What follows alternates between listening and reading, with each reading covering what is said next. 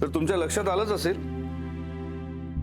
या श्लोकातून महाराज असं सांगू इच्छित आहेत की ज्याप्रमाणे एक नासका आंबा पेटीतले इतर सगळे आंबे नासवतो, त्याचप्रमाणे एक सैतानी विचारांचा माणूस जर घरात आला तर तो घरातल्या सगळ्यांची डोकी बिघडवू शकतो।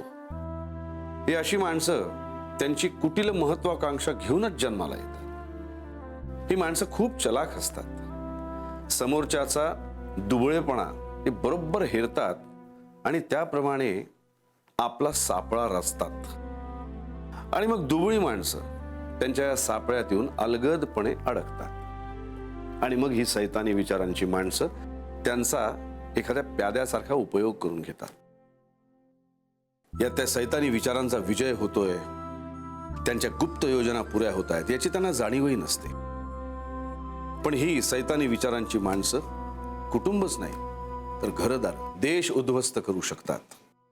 अशा सैतानी विचारांच्या लोकांना महाराज कली म्हणतात आणि पुढे असंही सांगतात की ही सैतानी विचारांची माणसं अति चांगुलपणाचा, अति दुबळेपणाचा मुखवटा लावून हिंडत असतात।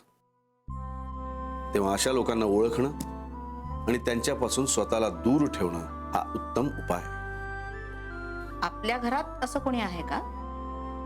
असू नये। नाहीच आहे हो।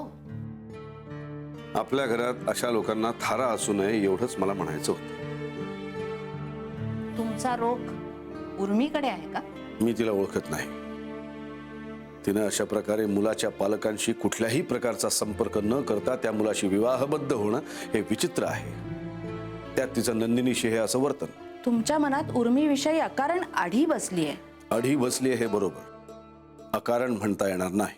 तुम्ही एकदा बोला तिच्याशी, तुम्हालाही पटेल ती तशी नाहीये। ती कशीही असली तरी त्याच्याशी मला आता कर्तव्य नाही। अहो आपली सून आहे ती। ज्या लग्नाचा आपण भाग नव्हतो त्या लग्नामुळे निर्माण होणारी नाती स्वीकारण्याचं बंधन आपल्यावर नसावं। मग ते लग्न आपल्या स्वतःच्या मुलाचं असलं तरी आपल्या अपत्यांमध्ये फार गुंतून राहणं बरोबर नाही। शेवटी प्रत्येकाने आपापलं विधिलिखित लिहून आणलेलं असतं, ते तुम्ही बदलू शकणार नाही। मला तर नाही बाई जमणार त्याला असं तोडणं। अहो माझं ऐका, तुम्ही एकदा उर्मीला तुमच्याशी बोलण्याची संधी द्या, तुम्हाला पटेल तिचं। खरंच सांगते। दादा, मी निघतोय थोड्या वेळात। सुनील, होय, तशी जुजबी चौकशी केली आहे मी। एकूण मुलगा चांगला आहे असं कानावर आलंय माझ्या। पण अशा वरवरच्या माहितीवर विश्वास ठेवण्यापेक्षा त्याच्या जवळच्या माणसांकडनं माहिती काढण्याचा प्रयत्न करा। कुमुदचं पण काहीतरी लांबचं नातं आहे म्हणे त्यांच्याशी। होय, विचारलंय मी तिला, काल सांगत होती चांगला आहे म्हणून।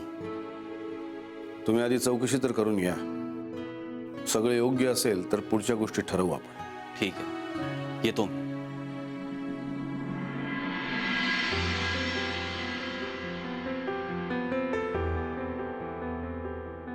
बोलाल ना हो एकदा उर्मीशी।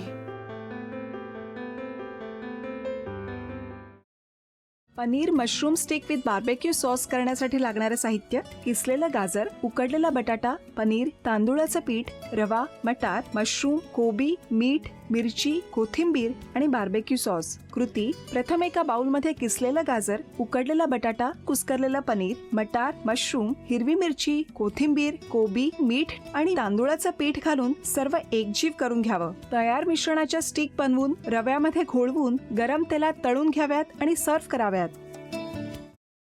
मामी, कोणता भक्त हाक मारतो आहे? ध्यानात इतके मग्न आहात? बाणाईला भेट घ्यायची आहे देवी। वाटलंच मला, ती अस्वस्थ असणं स्वाभाविकच आहे। तिच्या दृष्टीने हे सारंच गोंधळून टाकणार आहे। अशा वेळी तिला तुम्हाला किंवा मला भेटावं असं वाटणं हे स्वाभाविक आहे। नमस्ते अंकल जी, वो हमें आपसे कशा करता आलास तू इथे? विकीची चाळी करायला? काय समजतो काय स्वतःला तू?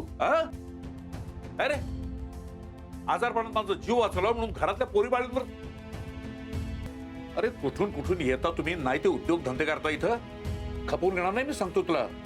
मी फार वाईट माणूस आहे, लक्षात ठेव। पोलिसात देणार होतो तुला. केवळ विकी आडवा आला म्हणून लक्षात ठेवलं, ते इथून दिंड काढणार होतो तुझी मी. मामा आता आपण काहीच करू शकत नाही.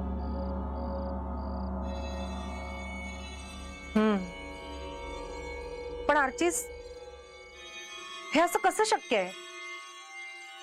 आपण तर सगळे आवाज रेकॉर्ड केले होते ना, राईट? हो, मग हे असे कोणते आवाज रेकॉर्ड झाले जे आपल्याला ऐकूच आले नाहीत? I mean, how can it be possible?